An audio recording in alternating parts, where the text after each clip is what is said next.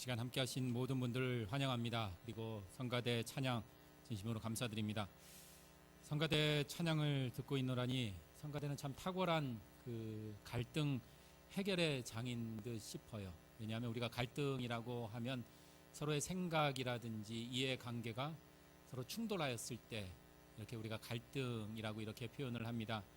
성가대원들의 이런 모습 보면, 연습하는 모습도 이렇게 뒤에서 지켜보면은요, 분명 성량이라든지 음악적인 차이들이 분명히 있음에도 불구하고 그들이 서로 충돌하거나 적대시해서 어떠한 분쟁을 일으키는 것이 아니라 서로의 다름을 조화롭게 아름다운 찬양으로 만들어 가기 때문에 성가대가 참 이 분쟁, 탁월한 갈등 해결의 그러한 장이 아닌가라는 그런 생각해 봅니다.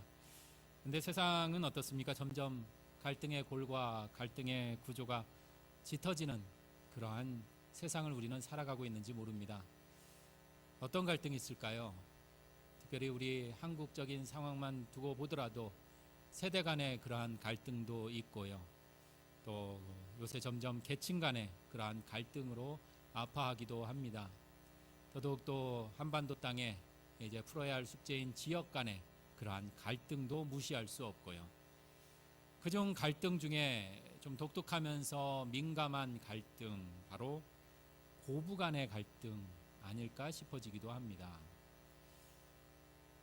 참 활달한 며느리가 시집을 왔습니다. 그런데 그 시집에 참 묵뚝뚝한 시어머니가 계셨습니다.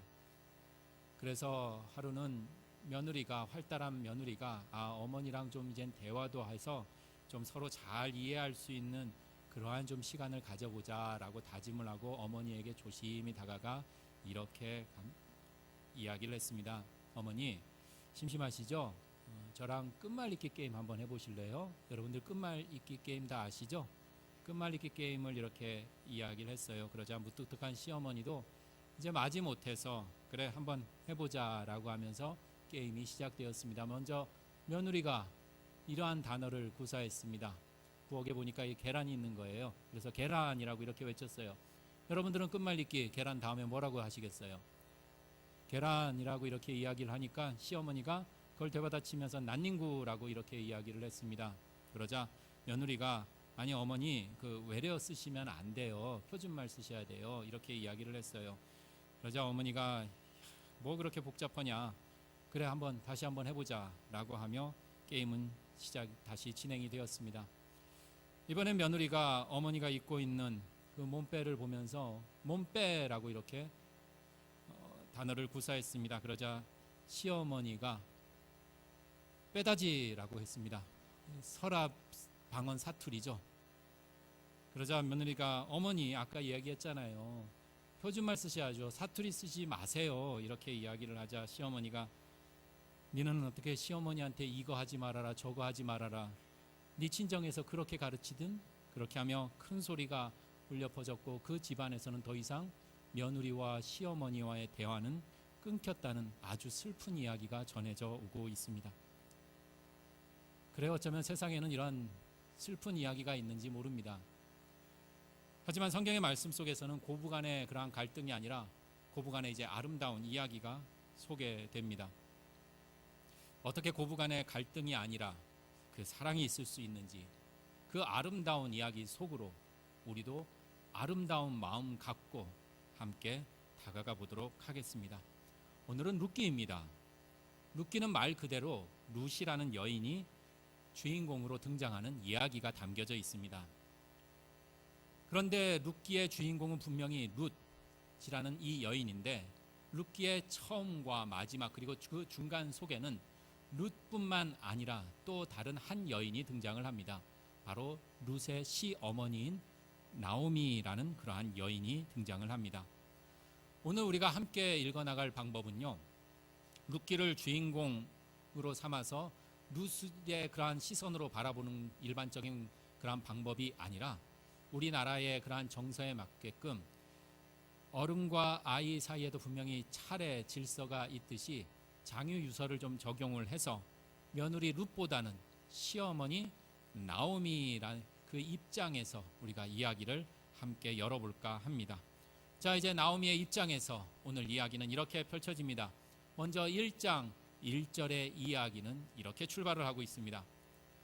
평생 살던 고향집에 흉년 곧 기근이 닥칩니다. 그래서 사랑하는 남편과 그리고 두 아들을 데리고 마치 먹을 것을 찾아 국경선을 넘는 그러한 난민들처럼 그 가족은 남편과 두 아들 데리고 먹을 것을 찾아 먼 길을 떠납니다. 그리고 모압이라는 땅에 정착하여서 생명을 부지하며 이제 살아가게 되었습니다. 그런데 어느 날 이야기는 3절로 접어들면서 뜻밖의 일이 발생합니다. 나오미의 사랑하는 남편, 그리고 객지에서 평생 의지하고 또 함께 나아가야 할 그 가장이 죽습니다. 이유도 기록되어 있지 않습니다. 불행이 닥칩니다. 처량한 신세가 되어버렸습니다. 그렇지만 나오미는 그 아픔, 고통에 흔들림 없이 두 아들을 키워냅니다. 그리고 두 아들을 마침내 장가 보냅니다. 4절의 이야기입니다. 두 아들을 이제 모압 여인들, 그 땅이 모압 땅에 있는 그 여인들에게 장가를 보냅니다. 지금으로 치자면 바로 국제 결혼이 되겠죠. 국제 결혼으로 이제 한 가정, 이제 두 가정을 이렇게 만들어냅니다. 4절의 이야기처럼 첫째 며느리의 이름은 오르바, 그리고 둘째 며느리의 이름은 바로 룻기의 주인공, 우리가 잘 알고 있는 룻이라는 여인입니다. 그리고 그곳에서 가족을 이룬 그 아들들과 나오미는 10년이라는 그 세월 동안 큰 어려움 없이 살아가는 듯 보여집니다. 이제 남편의 죽음이 세월의 물살에 흔적도 없이 사라지는가 싶더니 죽음의 그림자가 두 아들에게 짙게 드리워오기 시작을 합니다. 5절의 이야기입니다. 사랑하는 두 아들도 그 아버지의 뒤를 따라 죽음의 그림자 속으로 사라져버립니다. 나오미의 삶, 그에게 닥친 이 가련하고 이 애달픈 이 소식, 이 삶, 자신이 게을러서 그런 것도 아닙니다. 누군가에게 속은 것도 죄도 아니요, 어쩌면 자신이 어찌할 수 없는 그 상황 속에 닥친 그 인생이기에 더더욱 처량하고 안타까운 인생일 뿐입니다. 이제 그 안타까운 인생 속에 남겨진 사람, 시어머니 나오미, 며느리 둘 뿐이었습니다. 이렇게 이야기는 시어머니와 두 며느리의 또 작별 이야기로 공간을 이동합니다. 이제 더 이상 희망도 기댈 곳도 없는 시어머니 나오미는 이제 자신의 고향인 유대 베들레헴으로 돌아가고자 하는 그 길목에서 이방 여인, 모압 여인인 첫째와 둘째 며느리를 한 자리에 불러 모으고 이렇게 이야기를 합니다. 너희들 지금까지 나에게 보여준 그 사랑과 희생 너무나 고맙다. 너희들이 가는 그 길 하나님께서 분명 축복해 주실 거야. 이제 이 시어미는 고향으로 돌아갈 테니 너희는 이곳 너희들 고향으로서 새로운 가정을 꾸리며 새 출발하여라. 너희들은 아직 젊잖아. 예전의 아픔 다 잊고 이제는 행복한 삶 살도록 해라. 그동안 고생 많았고 그동안 정말 고마웠고 미안했다. 앞길이 창창한 두 며느리의 삶을 책임질 수도 없고 더 이상 어떠한 희망도 그 두 며느리에게 줄 수 없는 시어머니는 두 며느리가 이제는 새로운 삶을 위해 떠나가기를 그렇게 권했습니다. 이에 첫째 며느리는 눈물을 흘리며 시어머니와의 그러한 작별을 고합니다. 하지만 둘째 며느리 룻은 멈춰섭니다. 그리고 기어코 시어머니를 따라 나서겠다고 합니다. 이것은 좀 비약적인 그런 표현이 될 수도 있겠는데 시어머니 가는 곳이라면 며느리는 천국도 같이 가지 않는다고 이렇게 이야기를 하는데 좀 달라도 너무 다르죠. 바로 오늘 봉독한 그 우리의 말씀은 아무런 희망도 없고 힘없고 늙은 그 시어머니, 이제는 제발 떠나라는 그 말에 며느리 룻은 가슴 절절히 떠나지 않겠다라는 그 고백이 담겨져 있고 며느리를 떠나보낼 수밖에 없는 그 시어머니의 가슴 저리는 아픈 마음이 담겨져 있습니다. 우리 이후의 이야기 일주일 동안 다 읽어보셔서 다 아시죠? 다 아실 거예요. 이후의 이야기. 시어머니와 함께 룻은 베들레헴으로 돌아와서 그곳에서 지극정성으로 시어머니를 봉양합니다. 그리고 재력이 많은 부자 보아스라는 한 남자를 만나 재혼을 하고 아들을 낳습니다. 그리고 룻기의 마지막 부분에 가서 성경은 이스라엘의 가장 위대한 왕으로 여겨지는 다윗 왕의 증조 할머니가 바로 그 며느리, 둘째 며느리 룻임을 분명히 밝히고 있고, 나아가 마태복음에 가서는 예수님의 그 귀한 족보 속에 둘째 며느리 룻이라는 이름이 분명히 기록되어 있습니다. 그래서 우리 룻, 특히 한국교회에서 우리 시어머니 권사님들에게 가장 인기 있고 가장 사랑받는 그러한 여인이 아닐까 싶습니다. 왜냐하면 시어머니에게 순종하고 복종하고 헌신하고 예수님 잘 믿어서 그 결과 어때요? 다윗이라는 왕의 조상이 되고 또 쓰러져가는 그 집안을 일으켜 세운 그러한 여인으로 보기 때문입니다. 룻기는 늙고 힘없는 그 시어머니 잘 모시면 어떻게 돼요? 복 받습니다. 이렇게 며느리들에게 교훈을 주는 이야기입니다. 우리 젊으신 며느리들 별 반응이 없네요. 그렇다면 시어머니들은 이 룻기의 말씀을 며느리에게 주는 그러한 이야기, 한국 여인상의 귀감으로 본다면 별 반응이 없는 우리 젊은 며느리들은 어떻게 볼 것이며, 그리고 또 이 자리에 함께 우리 예배드리는 고부간의 관계에서 어느 정도 자유롭거나 관계 없는 이들은 오늘 말씀에서 우리는 무엇을 얻을 수 있을까요? 무엇을 우리에게 전해주고 있을까요? 물론 성경의 이야기 살아보면서 우리 세상 살아가며 이런저런 교훈 얻고 의미를 찾는 것 참 중요합니다. 하지만 오늘 룻기의 이야기는 고부간의 아주 좋은 관계, 며느리가 시어머니에게 복종하고 순종하여 잘 봉양해서 복을 받는 그러한 것에만 강조로만 그친다면 우리 텔레비전 프로그램의 고부열전이나 효성이 지극한 며느리에게 상을 주는 효부상의 이야기와 별반 다를 것이 없을 것입니다. 우리는 지금 텔레비전 앞에 시청자로 서 있는 것이 아닙니다. 우리는 지금 효부상 시상식에 참석한 것도 아닙니다. 우리는 지금 살아계신 하나님을 증언하는 성경의 이 귀한 말씀 앞에 서 있고 바로 예배의 자리에 있습니다. 그렇다면 이 귀한 말씀을 통해 우리는 더더욱 하나님께 집중하고 하나님의 마음에 집중해야 하지 않을까 싶습니다. 앞서 우리는 이런저런 갈등 속에 살아가고 더 많은 갈등 속에 우리는 노출되며 살아간다고 했습니다. 작게는 내 개인적인 내적인 갈등을 겪기도 합니다. 그리고 여기저기의 복잡한 관계 속에서 사람들의 관계에서 오는 갈등을 겪기도 합니다. 그뿐만 아니라 우리 신앙인들은 바로 하나님과의 관계에서도 갈등을 겪을 수 있다라는 것입니다. 아니 어떻게 하나님과 감히 충돌하면서 갈등을 일으킬 수 있을까? 이러한 생각 들을 수 있는데요. 우리 삶을 살아가면서 혹 이러한 경우 있지 않을까 싶습니다. 기도하고 출발한 여행길이 어때요? 망쳐버리는 경우가 있습니다. 기도하고 시험을 준비하고 시험을 치렀는데 썩 좋은 결과를 얻지 못하는 경우 있습니다. 기도하고 시작한 사업이 잘 되지 않는 경우, 이렇게 신앙생활 열심히 하고 그래도 신앙생활 꿋꿋이 해나가지만 내 삶이 녹록지 않는 그러한 경우들 말입니다.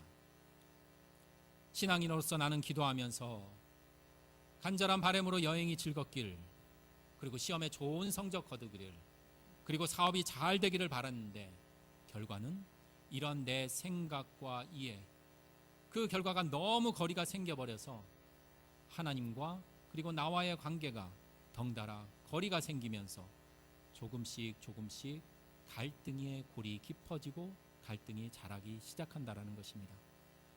점차 그 갈등으로 인해 평안도 사라집니다. 그래서 점점 하나님과의 관계에 소원해지고 정말 가까이 하기엔 너무 먼 그러한 당신이 되어 버립니다. 시어머니 나오미 유대 베들레헴 사람입니다.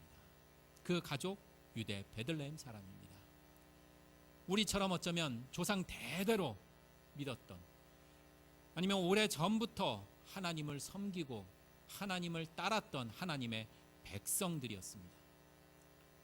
특별히 나오미가 겪는 불행, 하나님 앞에서 큰 죄를 지은 것도 아닙니다. 그 집안이 아주 몹쓸 짓을 해서 벌을 받았다는 증거도 어디에서도 증언되어 있질 않습니다. 그저 이유 없이 까닭 없이 닥친 불행이며 고난입니다. 이방신을 섬기는 이방 민족도 아니고 하나님을 조상 대대로부터 믿었던, 그리고 하나님을 섬기던 그 백성에게 닥친 그녀의 불행하고 기구한 삶 속에서, 그렇다면 그녀는 과연 하나님과 어떠한 관계를 유지하고 있을까요? 19절 오늘 말씀에 보면 이제 타지에서 객지에서 산전수전 겪고 고생하다 드디어 나오미 자신의 고향으로 돌아옵니다. 그리고 나오미를 알았던 주변 사람들이 반가워하며 나오미 아니냐, 나오미 아니냐라고 이렇게 나오미를 맞이합니다. 그러자 20절에 나오미는 자신의 원래 이름인 기쁨, 희락, 행복의 뜻을 갖고 있는 나오미라 부르지 말 것을 주변 사람들에게 이야기를 합니다. 왜일까요? 자신의 삶은 인생의 모든 쓴맛 다 경험한 마라, 곧 괴로움, 쓰다라는 그러한 뜻을 가진 마라라는 그러한 이름으로 부를 것을 청하기 때문입니다. 그렇습니다. 그녀의 인생의 온갖 쓴맛 모두 다 경험한 삶이었습니다. 우리 창세기 12장에 보면 성경의 역사의 큰 첫 출발과도 같은 아브라함이라는 인물이 등장을 합니다. 아브라함도 고향을 떠납니다. 어쩌면 인생에 참 힘든, 인생의 모든 쓴맛을 다 경험한 대표적인 인물이 또한 아브라함이 아닐까 싶습니다. 고향을 떠나 흉년으로 또 어려운 시절 보내고 죽고 사는 그런 고비고비 넘기며 살아갑니다. 하지만 엄밀하게 이야기하면요, 나오미보단 낫습니다. 왜일까요? 비록 인생의 쓴맛을 경험한 저 아브라함도 그 인생 속에서 하나님의 명령이 있었습니다. 하나님의 약속이 분명히 있었습니다. 그리고 삶이 힘들 때마다 하나님의 대리자인 하나님의 사자가 나타나 그의 길을 인도했기 때문입니다. 우리가 성경의 모습을 쭉 훑어보고 있지만 저 출애굽 광야 40여 년 동안의 그 거칠고 힘든 세월, 인생의 모든 쓴맛을 경험하는 그 광야 세월 동안 하나님은 홍해를 가르시는 놀라운 기적을 행해 주셨습니다. 그리고 오늘 본문 말씀에 나오는 이 마라처럼 마라의 쓴물을 단물로 또한 바꾸어 주셨습니다. 하나님의 놀라운 역사가 광야의 그 시절 동안 만나와 메추라기로, 불기둥과 구름기둥으로 하나님께서 직접 그 이스라엘 백성들의 삶에 개입하시면서 보호하시고 인도하셨습니다. 그런데 나오미의 삶에서는 하나님의 음성이 잘 들리질 않습니다. 보이지도 않습니다.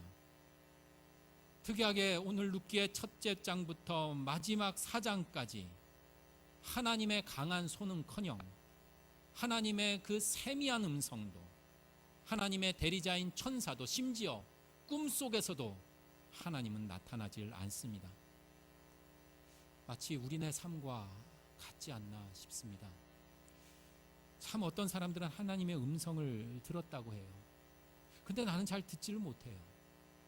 어떤 이들은 하나님이 내 삶에 직접 개입하시고 우리들의 가정에 직접 개입하셔서 정말 놀라운 역사, 놀라운 기적을 만들어 주셨다라고 그렇게 이야기를 하는데, 왜 내 삶에는, 우리의 가정 속에는 아무런 일도 일어나지 않는 듯 싶습니다.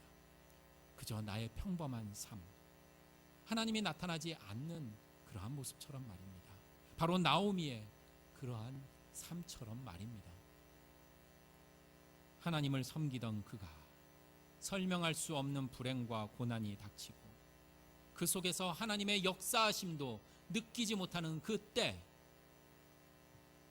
나오미와 하나님과의 관계, 성경은 이렇게 증언하고 있습니다. 오늘 본문 말씀 20절과 특별히 21절에 나오미는 자신의 삶을 이렇게 요약하고 있습니다. 우리 21절 말씀 한 목소리로 함께 봉독하며 나오미의 삶, 과연 어떠한 삶인지 우리 한 목소리로 봉독해 보겠습니다. 내가 풍족하게 나갔더니 여호와께서 내게 비어 돌아오게 하셨느니라. 여호와께서 나를 징벌하셨고 전능자가 나를 괴롭게 하셨거늘 너희가 어찌 나를 나오미라 부르느냐 하니라. 그래요, 그녀의 외침은 절망입니다. 지금 자신의 삶을 요약하는 이 삶 또한 그 외침처럼 절망 그 자체입니다. 그런데 여기서 잠시 그런 인생의 쓴맛을 경험한 그녀의 외침 속에 담겨져 있는, 아니 감추어서 잘 보이지 않는 그 하나님이 보입니다. 여호와께서 나를 빈손으로 돌아오게 하시고 나를 징벌하셨고 전능자가 나를 괴롭게 했다라는 것입니다. 특별히 하나님을 전능자라고 고백하고 있습니다. 바로 그 전능자 하나님께서 나를 괴롭게 했다라는 것입니다. 자신의 고통이 하나님으로부터 왔다는 엄청난 도발적인 그러한 고백을 하고 있습니다. 고통이 하나님으로부터 왔다는 그 사실, 쉽게 이해할 수도, 쉽게 이야기할 수도 없는 것이 아니겠습니까? 여기서 우리가 생각하는 하나님의 전능하심과 충돌함으로써 갈등이 생깁니다. 우리가 일반적으로 전능자라고 하면 어떤 일이든 못하는 것이 없어 모든 것 다 할 수 있는 일, 그러한 사람, 그러한 일을 우리는 전능자라고 이야기를 합니다. 자, 우리 입장에서 한번 보겠습니다. 우리 입장에서 전능하시다, 전능하심이라고 하면 우리의 일을 아주 말끔하게 해결해주는 그러한 능력을 말할 때 종종 사용하기도 합니다. 하나님의 전능하심, 나의 생각과 이해 범위뿐만 아니라 내가 혹 말하지 않아도 알아서 원하는 바를 이루어 주시는 그러한 방향으로 우리의 전능함은 이해를 하곤 합니다. 자, 만일 나오미의 입장에서 본다면 하나님의 그 전능하심은 흉년이 없게 하셔야 합니다. 안타까움, 죽음도 물리쳐 주셔야 합니다. 늙음도 아픔도 멀리하게 하시는 것으로 하나님의 전능하심을 고백할 수 있을 것입니다. 물론 이러한 측면도 하나님의 전능하신 그 속에 포함되지만, 전능하심이라는 것은 말 그대로 우리의 이해나 생각의 그 범위 안 뿐만 아니라 밖 넘어서 신비의 모든 영역까지 다 아우르는 것을 말합니다. 마치 저 하늘에 보면 우리가 참 보기 좋은 솜털 같은 그런 뭉게구름이 떠 있기도 합니다. 하지만 저 하늘에는 우리가 보기 싫어하는 먹구름도, 요새같이 미세먼지로 가득 채워진 잿빛도 모두 다 품고 있는 것이 우리가 바라보는 하늘의 모습입니다. 하나님의 그 전능하심은 우리의 이해나 생각의 범위 안에 갇혀 있지 않고 우리의 범위 밖을 넘어서는 모든 것을 다 포함한다라는 것입니다. 우리 아이를 키워보신 분들은 어느 정도 다 공감하실 것입니다. 아이가 이제 막 걸음마를 배울 그 즈음에 아이와 함께 외출을 한다라는 것은 얼마나 힘들고 어려운 일인지 말입니다. 뒤뚱뒤뚱 아이가 걷다가 몇 발자국 걷지 못해 아이는 넘어집니다. 그리고 이 일이 반복하다 보면 아이가 힘이 들고 힘이 빠져서 그냥 땅에 털썩 주저앉아 일어나지 않으려고 합니다. 아이는 지쳐갑니다. 힘들고 괴롭습니다. 그리고 아이는 아빠가 번쩍 안아주기를 바랍니다. 그리고 아빠가 안아서 이동해 주기를 원합니다. 생각해 봅니다. 그 모습 지켜보는 아빠의 마음은 어떨까요? 아빠도 힘들어집니다. 하지만 아빠는 아이를 그 강한 팔로 안고 강한 다리로 성큼성큼 걸어갈 수 있지만 아이의 걸음마를 위해 아이가 일어나 걸어가기를 기다립니다. 그렇게 기다렸던 아이가 이제는 자라 스스로 숙제를 합니다. 한 번은 아이가 숙제를 하고 옆에서 문제 푸는 것을 도와주는데 내 자신이 너무 답답한 나머지 답을 알려주고 싶은 그러한 마음이 불쑥불쑥 들었습니다. 아이도 이제 빨리 학원을 가야 되는데 아빠가 답을 먼저 빨리 가르쳐 주기를 바라는 그러한 눈치였습니다. 분명 아빠는 그 문제를 풀 능력이 있었지만 아이가 스스로 그 문제를 풀기를 그저 옆에서 기다리고 지켜볼 뿐이었습니다. 이 또한 아이도 그렇고 덩달아 아빠의 마음도 힘든 일이었습니다. 분명 아이의 입장에서 아빠는 전능합니다. 모든 능력을 다 갖고 못할 것이 없는 이처럼 느껴집니다. 그래서 튼튼한 팔과 다리로 자신을 번쩍 들어 올려서 성큼성큼 이동시켜 주기를 원했고 빨리 답을 가르쳐 주기를 원했는지 모릅니다. 하지만 아빠는 아이의 바램과 간절한 소원이 금세 뚝딱하고 생겨나기보다는 아빠의 시선으로 조용히 지켜볼 뿐입니다. 마치 아이의 시선에서는 아무 일 하지 않는 것처럼 느껴질지 모릅니다. 아이가 바라보는 그 입장에서는 도움을 주지 않는 것처럼 느껴질지도 모릅니다. 그렇지만 아빠는 아이를 그냥 지켜보는 것이 아니라 아이가 일어나 걷기를, 아이가 힘들지만 그 문제를 포기하지 않고 마침내 풀어내기를 바라는 그 마음으로 기다립니다. 포기하지 않습니다. 못한다고 채근거리지 않습니다. 버리고 떠나지 않습니다. 그 자리에서 함께하며 선한 눈빛으로 바라보신다라는 것입니다. 나오미가 고백한 하나님, 설령 어려움과 괴로움을 가져다 주시는 그 하나님의 일마저도 전능하심으로 지금 고백하고 있습니다. 불행과 절망의 인생이라 할 수 있는 그 나오미의 하나님, 저 객지에서 남편과 두 아들을 모두 잃는 그 때에도 보이지 않았던 그 하나님, 어려울 때 힘들 때 강한 손으로 붙잡아 주지도 않고 어디에도 도움의 그 손길로 나타나지 않으셨던 그 하나님, 그러한 하나님을 지금 나오미는 전능자 하나님이라 고백하고 바로 그 나오미의 하나님을 바라보며 둘째 며느리 룻은 또한 어머니의 하나님이 곧 나의 하나님, 나의 하나님으로 고백하고 있습니다. 가당치나 한 일일까요? 어찌 이런 일이 가능할까요? 그러니 끝으로 한 가지만 더 살펴봅니다. 강한 손으로 우리의 팔을 움켜잡을 때, 누군가 다가와서 강한 힘으로 내 어깨를 내리쳤을 때 알아차릴 수 있습니다. 하지만 부드러운 손으로,